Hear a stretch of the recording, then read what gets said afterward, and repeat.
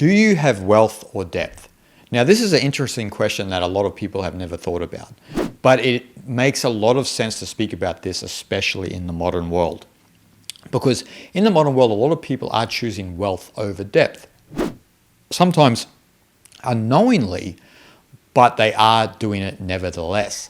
And so we have a lot of people who want to be entrepreneurs, who want to gain a lot of attention from other people to accumulate wealth and to take care of their comfortability and their financial freedom, but are not investing into knowledge and wisdom. And so what we're seeing in the modern world is people are choosing comfortability over wisdom. They are investing in comfortability.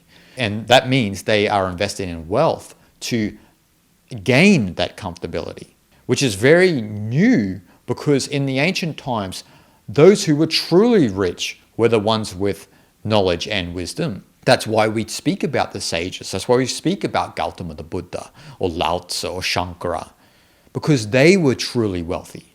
But our idea of freedom is often coupled with financial freedom in the modern world. And I'm not saying there's anything wrong with that. I wish everyone would have the financial freedom to live their life according to how they would like to and in resonance with their own psychosomatic organism. But is that the reality? Is that the fact of the matter?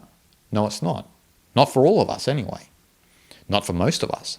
And so what we should be really doing is emulating the sages and investing into wisdom over wealth. But we fall into these habits because the world is telling you to be an entrepreneur, to gain the attention. This is what will give you meaning. Otherwise, you are worthless. But I'm here to say that it's completely incorrect. You do belong. You are inherently worthy, innately worthy. You don't have to prove yourself to anyone, to any society, to any culture, to any religion, to your neighbors, to your teachers. You are innately worthy. You do belong. But we're often told by the leaders of the world that we need to be somebody, that we need to be in service to a society that in some sense we don't resonate with. And so we have to examine whether we are chasing wealth or depth, because what a rare commodity in the world is these days is depth. Wealth is not a rare commodity no more. If we go back to just the year 1900, and if people in the 1900s could see how most of us are living now, they would think that just the average Joe is a millionaire, because there was a big difference back in the 1900s between those who had the money and those who didn't. But now many people have a certain level of wealth that allows them to be comfortable and so forth and so on. But we're never happy and we're never content with a certain level of wealth. So we want more and more and more and more and more, right? We don't teach moderation in our modern culture. Now, again, I'm not saying that you shouldn't have as much wealth as you would like. That's up to you. But the problems come when we focus so much on attaining wealth as opposed to having depth, which is where the real richness lies. As I said, it's a rare commodity to have wisdom and knowledge these days.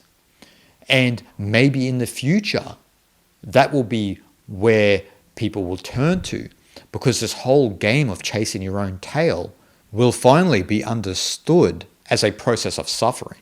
Chasing your own tail day in and day out is a cycle of suffering. It's not a cycle of contentment or liberation.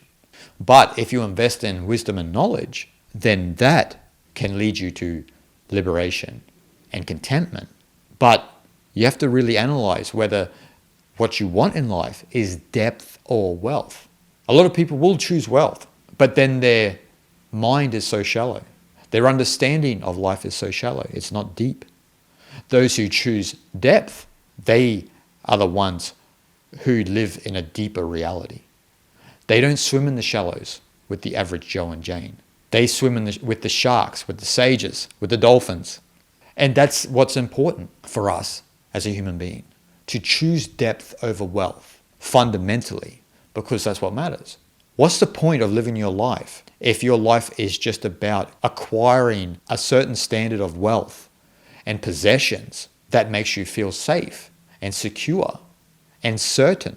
Where if we choose depth, there's a little bit of uncertainty. There's a little bit of the unknown to it, because we are stepping into the spiritual wilderness. But that's where all joy and spontaneity and everything arises from that spiritual wilderness. Choosing wealth can only go so far. You'll only swim in the shallows. You'll only continue to chase your own tail to acquire a financial freedom that you think is actual freedom. So you've confused freedom with financial freedom. Financial freedom does exist, but it's only freedom at a certain level. It's not ultimate freedom. Ultimate freedom comes from having depth, from having the wisdom and knowledge of how reality truly is and who you truly are.